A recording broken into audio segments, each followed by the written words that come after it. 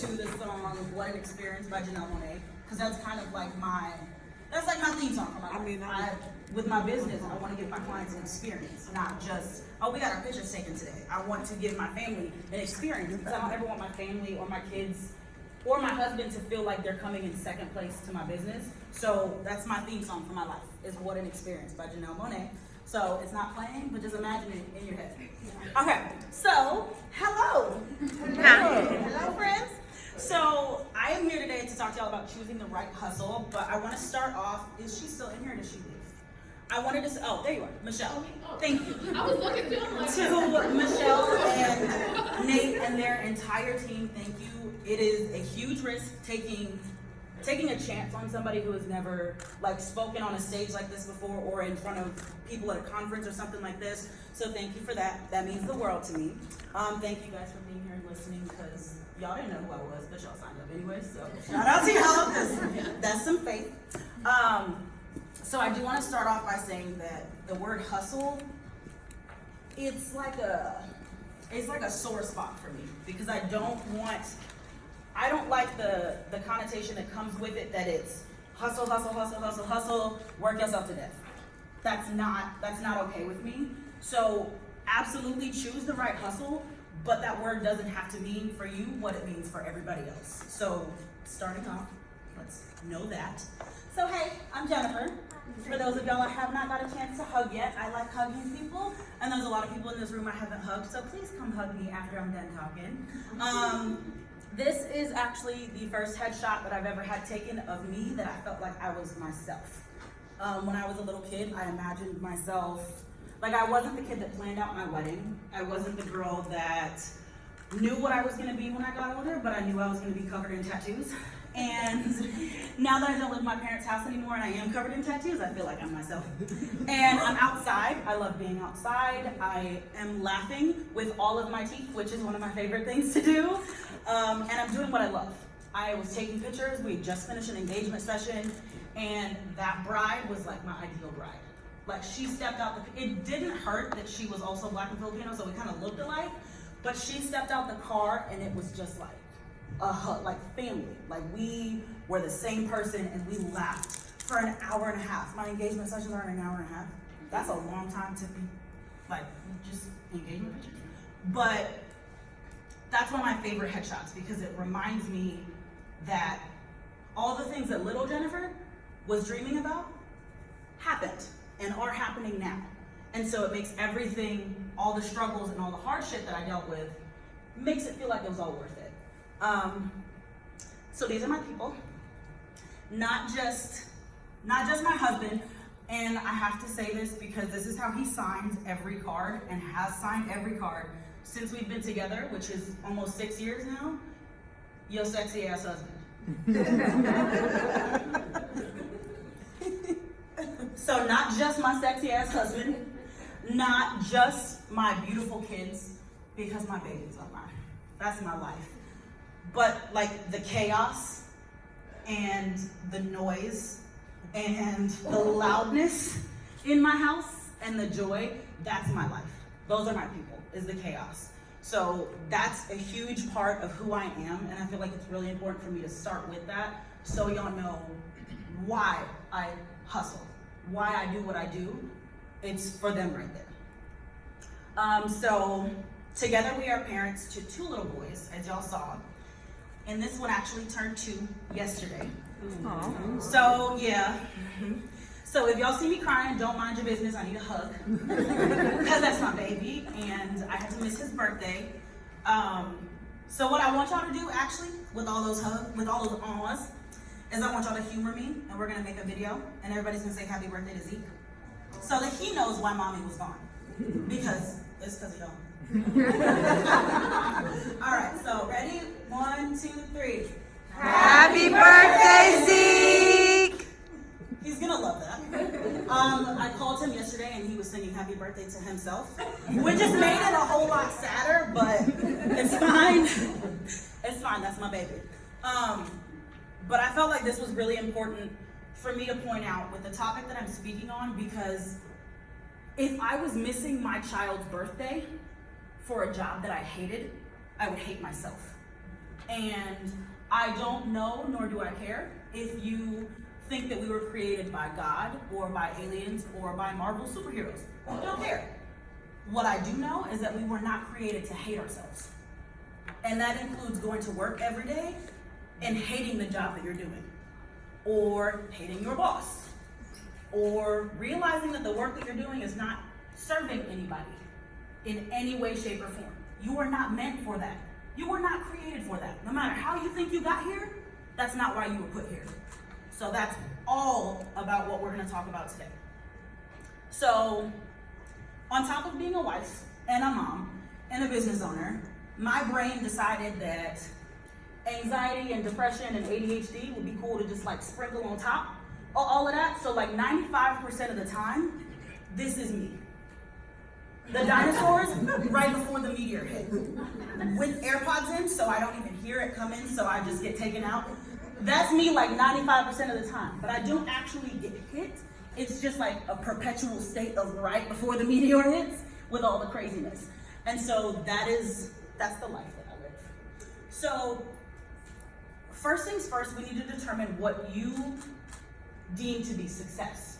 So what I want y'all to do, since y'all all have paper and pen, I want y'all to write down 3 people that you feel like are the epitome of success, right? This doesn't have to be financial success or families and children. It's whatever you feel like success is, whoever you feel like your top 3 most successful people are in this world that you admire, you look up to, you aspire to be, write those names down. You don't have to share it with anybody. We're gonna come back to it later, but I want y'all to do that. So we have to understand that success is different for every single person. My success is not gonna look like your success. Like, to some people, success is being a luxury destination wedding photographer, shooting weddings in the most beautiful venues all across the world, traveling for a living, literally till they die. That's what they want, and that's fine. For some people, it is just making enough money in their photography business so they can break even, so they can close up shop and foster children full time. I know a friend that's what she wants to do. That is her goal, that is success to her. To some people, it could be having a wall full of Disney Marathon medals. Why somebody would want to run that much, I don't know, Vanessa. But some people do. That is success to some people that I know. She runs, and nobody's chasing her. She just runs. It's Disney. I don't. But that's the thing, is success is different to everybody. So I want to tell y'all a little story, which is actually how I got started into speaking. So y'all remember my husband, David. So he's in the Navy. He is a recruiter for the Navy. By trade, he is a nuclear engineer, but he is now doing a recruiting tour down in Corpus Christi, Texas, which is how we ended up there. So as a recruiter, his job is to bring people into the Navy, right? He goes around finding the people. They tend to be at schools, high school seniors. And my husband is very sociable. He talks to everybody. So one day when he was leaving the school, he stopped by the counselor's office just to see how she was doing, check in on her, say hello. And so he asked her, how was your day? And she was like, well, it was a weird day. This morning a girl came in and she just walked in, sat in my office, closed the door, and said she was ready to kill herself. So before he could even kind of like compose his thoughts, she was like, and then this afternoon, another student came in. This time it was a teenage boy. He came in, same thing. Sat down, slid a piece of paper across her desk, and she opened it up and it was just a list of names. Those were the students he was planning on killing that day at the school.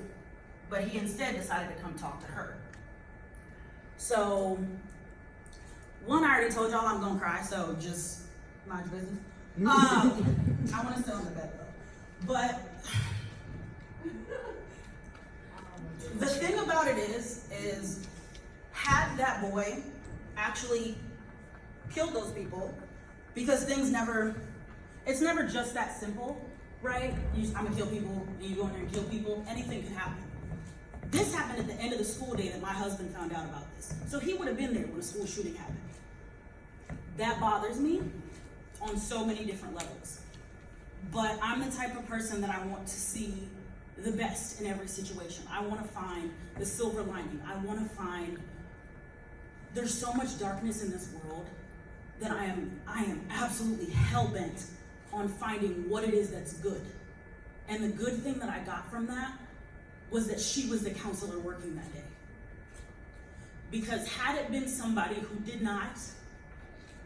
didn't care about their job or didn't care about the students at that school, that girl could have left that office feeling like she didn't matter.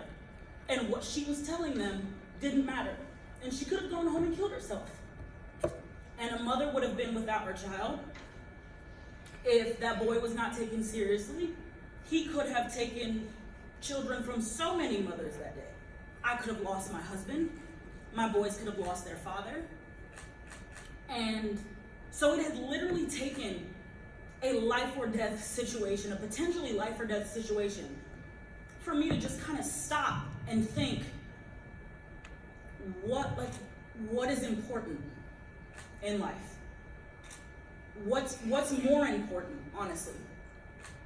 Doing what you are called to do and doing what you have a passion for, or making a paycheck? Because I understand the need for money. We got debt all the way out the ass. I went to college for 4 years, out of state tuition, full ride scholarship, and then things didn't pan out, and they were like, yeah, we need all that money back immediately. So I get it. I understand we need money, we have bills to pay, we have kids to feed. This isn't just a hobby for me, this isn't just, I like photography, I love what I do. I do love what I do, and photography is fantastic. I don't work, we don't eat. Because for some reason people think that military means money, and it does not. There are plenty of months where I make more than my husband does, and he's in the military. And my job is very much so uncertain. There's nothing guaranteed about photography. But because this is what I am passionate about, because the way that I serve people and the way that I touch other people's lives is what I know God had intended for me to do when he put me here, it's worth it. The struggles are worth it, and it is okay for me to have those days where shit is hard and I don't know if I can keep doing it, because I know this is what I was called to do. And at least I am not hating myself just to make a paycheck. And so the other story that I wanted to tell y'all was, I already told you that I suffer from anxiety and depression. I don't like saying that I suffer from it because 9 times out of 10, I kick anxiety's ass, like point blank period. It's hard, but I get through. Because I know that however I handle the situation is an example for my children. Because you pass things on to your children, sometimes it happens. That's just life. And sometimes they get the traits from you that you might not like about yourself, but what you can give them is an example of how you handle it. An example of how to handle it in a healthy way. So 9 times out of 10, I kick anxiety and depression's ass. ADHD, like, it just wins. That's just, there's nothing I can do about that. I just gave up. So I realized a couple months ago I was in a very dark place. And because we're military, we're restricted on what doctors we can use. And so I had been searching in the network, trying to find a psychologist that would help me, because therapy is one thing, but only a psychologist can change the medication that you're on. And I had been getting the runaround for about a month. And finally I get a hold of somebody, and she just tells me that he refuses to see me. No explanation, nothing. She literally just said, he said no. Well, I said, okay. I tried to stay calm, and I was like, all right, well, I just want to know where the disconnect was. How come I had been leaving message after message for the last few months and I hadn't heard anything? And this woman told me that she knows I was calling about my depression. And she tells me, ma'am, honestly, this conversation is going in circles, and it's really not important because I have actual patients to deal with. I'm thankful that I wasn't in a place where I was suicidal, but I hate to think how somebody who is suicidal would have handled that call, being told they're not important when they're literally calling for help. Do you know how hard it is to ask for help? And then to be told you're not important because I have actual patients to deal with. That was the day that I was just like, no, I can't. There's so many things in my life that I want to do, but I'm sitting on because I'm afraid. And I have to start stepping out and doing the things that are important and the things that matter. Because if I don't, And I know they're completely different situations from the outside, but in my mind, if I don't do what it is that I'm called to do, I'm no better than she is. Because clearly she didn't feel too hot about being somebody's receptionist. She didn't love what she did. That's not what she was called to do, and she knows it. And she hated her job, and unfortunately I had to take the brunt end of that. Because when you are living a life that is not truly in your purpose and truly in your calling, every single person that you encounter is affected by that. It's not just you. Because if you show up to work and you hate your job, you're gonna have a bad attitude. So if somebody calls and some minor inconvenience happens, now you have an attitude with that person. Now their day is affected and their day is potentially ruined because of you, because you chose to work in a job that you don't like. You don't have to do that. That's not the life that you have to live. This is like the central theme for how I feel about this. Just because you are qualified to do a job does not mean you are called to do it. Just because you are qualified to do a job does not mean you are called to do it. And I feel like a lot of people, we don't put enough emphasis on the fact that what you are called to do is important. What you are called to do matters. I know that you have had at one point in time in your life, whether it's photography or whether you're sitting here not sure if you want to continue with photography or whatever it is, I know that you have had that pull in you at least once, where you're just like, man, I would love to do that. If money weren't an issue, if I didn't have kids, if I wasn't married, or if I was single. Like I used to say that all the time. I used to tell my husband, if I was single and had no kids, I would be a flight attendant because I love to travel. Okay, but there's different ways around that. I don't live here. I'm traveling. I shoot weddings not in my state. I get paid to travel. And I don't have to be a flight attendant. I don't have to be single to do that. I don't have to view my life as limited to the possibilities that I have. When I was in college for those 4 years, I was in ROTC, and I was supposed to be an officer in the Air Force. That didn't pan out, but that's a story for another day. We don't have that kind of time. But the job that I was tasked with was a nuclear missiles operator. I'm not meant to work underground, but by all accounts, I was qualified for that job because that's the job they gave me. That is the job the United States Air Force assigned to me, was nuclear missile operator. But just because I was qualified for it doesn't mean that's what I was called to do. Because who am I serving? Sitting underground, not pushing buttons, because that's what my job would have been. I was qualified for it by all means, but that does not mean that's what I was called to do. Just because you're good at photography doesn't mean you have to keep doing it. Just because you're good at whatever job you're working for your 9 to 5 doesn't mean you have to keep doing it. Just because somebody put in a good word to help you get that job doesn't mean you have to continue hating your life to do that job. Just because you're there and you already have it.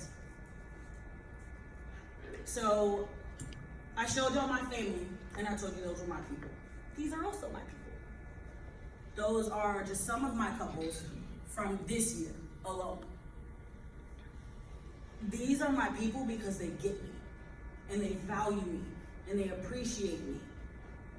But that did not happen on accident. I had to take the time to get to know my clients before I booked them. Because I won't book everybody that inquires with me. Because if I have to leave my family, if I have to leave my house and put on pants to go to wherever it is that you want me to go, it needs to feel like family. You're right. I'll have pants and a bra on, but it still needs to feel like I'm at home. I need to feel comfortable in your space. You need to feel comfortable having me in your space. And that is how these people ended up being my people. Because they understood what I was leaving at home. These people, half of them texted me yesterday for Zeke's birthday. And these are wedding clients. Texted me about my 2-year-old's birthday. And I didn't post about it on social media yesterday. Because I was just sad all day. But you don't have to work in a place where you're uncomfortable with the people you work around. Or you don't like the people that you work around. Or you show up to work and you have to code switch just to make it through the day. That's not what you have to put up with. That's not how you have to live your life. So I tell this to my kid all the time. Like, you can be literally anything that you want to be. And as much as that is an opportunity, it's also a responsibility. Because we've already talked about how the choices that you make don't just affect you, they affect every single person that you encounter forever. I remember one time when I was in middle school, I was walking in the mall with my friends, and this girl like bumped into me and knocked a drink out of my hand. And like, I turned around and I looked at her, and before I could even say anything, she was like, "What, bitch?" Like, mad at me, and she had bumped in, and I don't know, it was completely insignificant, didn't ruin my day, didn't ruin my outfit, but I'm 27 years old, and it's still something that I remember. And it's not like I'm still hurt over it, but it's the fact that her having a bad day and taking it out on me, that's not how things are supposed to go. So you can be anything that you want to be, but you should choose to be what it is that brings you joy. You should choose to be the type of person that you would want to be around, the type of friend that you would want to have, the type of employee that you would want to have working for you. I tell my friends all the time, like, I've been fired from damn near every job I've ever had, because I don't like working for other people. Not that I can't follow the rules, but I don't like that. I don't like dumb rules. I literally got fired one time because I was told I talked to the customers too much. Like, I remembered their names. I was a cashier. I remember their names when they came in. I remembered that their dog was sick. I remembered that their mom was visiting for 2 weeks. Like, and I was told I was talking to the customers too much. And that's not how they did business there. Like that. Okay, fantastic. But as much as it is an opportunity, it is definitely a responsibility to be what it is that you want to be and to do what it is that you want to do. So, can anybody guess? Since I tell this child all the time that he can be anything he wants to be, can anybody just random guesses what you think my 3-year-old wants to be when he grows up? You cannot answer Vanessa. A Ninja Turtle. A dinosaur. Okay, I'll give y'all a hint. A little big police. No, A car. he wants to be a police car. A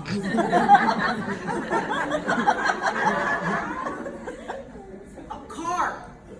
A police car. Anything. Right?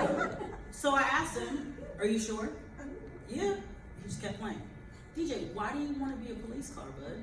Like, you don't want to be a police officer?" "No." "Why?" "They don't have lights on them, Mom." You know what? You're right. Fair point. I'll give you that. Like, I know it might sound unreasonable, but my child will be the best damn police car you have ever seen in your life. In your life, because he is passionate about it. Like, I don't even know where he got it from, because we have never called the police in our house. We've never had them come to our house. But if he's playing with his brother and they get into a fight, he'll pick up his little fake phone and "Hello, police?" Ziggy's not listening. But he knows that he can be anything that he wants to be. I will feed into his dream of him being a police car, and I will hype him up, and I will run around behind him. You go do that, baby. And if y'all don't have that in your life, if you don't have the person in your life that's gonna follow you around and make police car sounds when you say you wanna be a police car, let me know. That's what I am here for. But that's also a sign that you need to surround yourself with better people. You need to surround yourself with people that are going to push you to do the things that you are passionate about.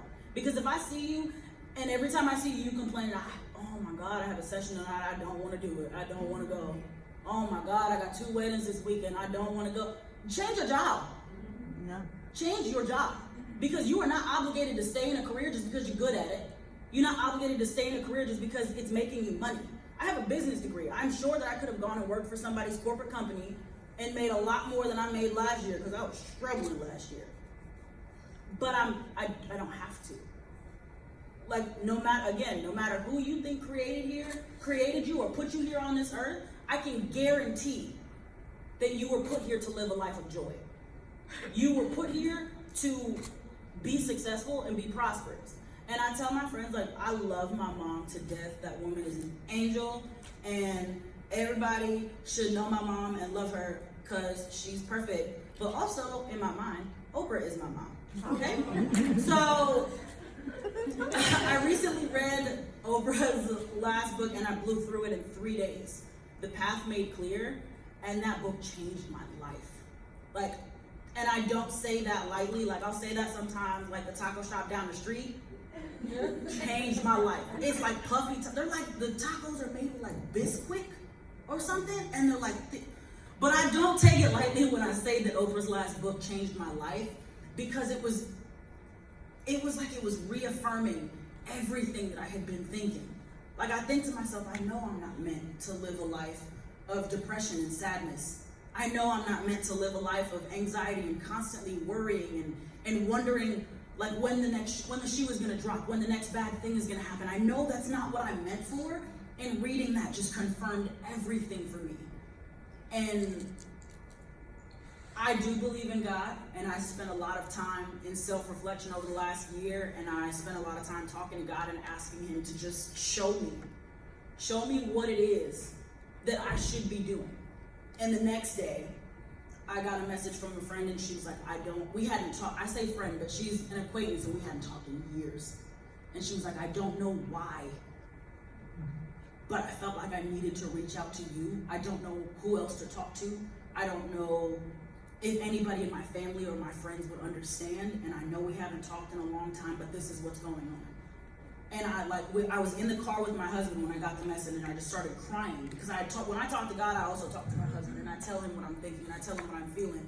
And I was like, and before I could even finish, he was like, yeah, that's the sign you were asking for. And I know that in my heart, what I want to do is serve, and I do get that out of photography.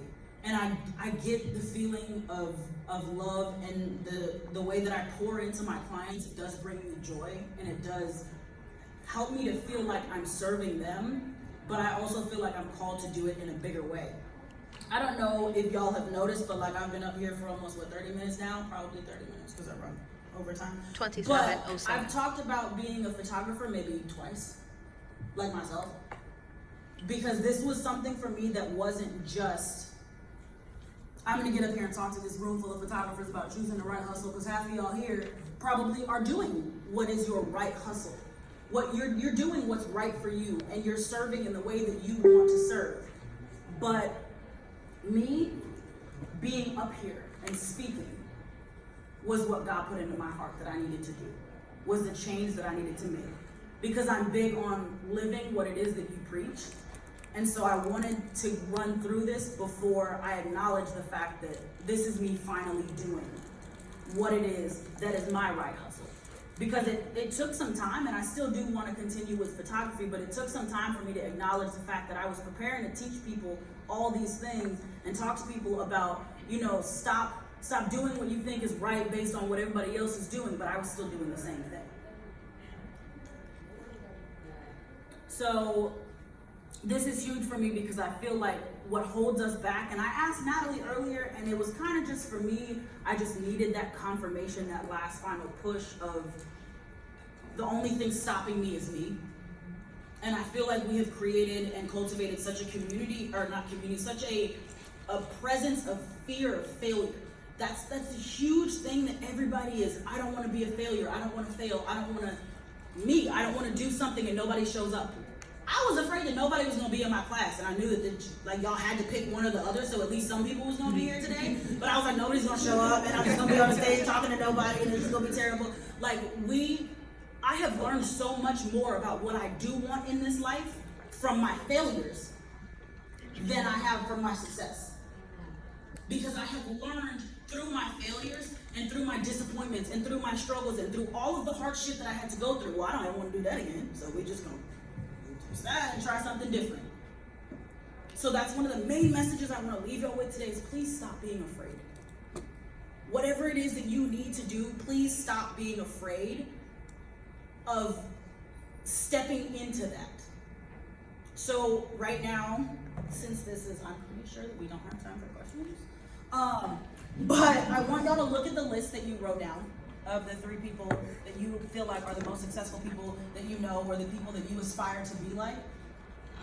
Like, really look at it. And I want you guys to understand something.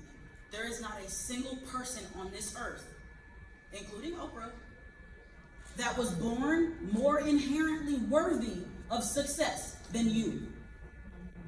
Even the people on your list, the people that you look up to most in this world, they do not deserve joy.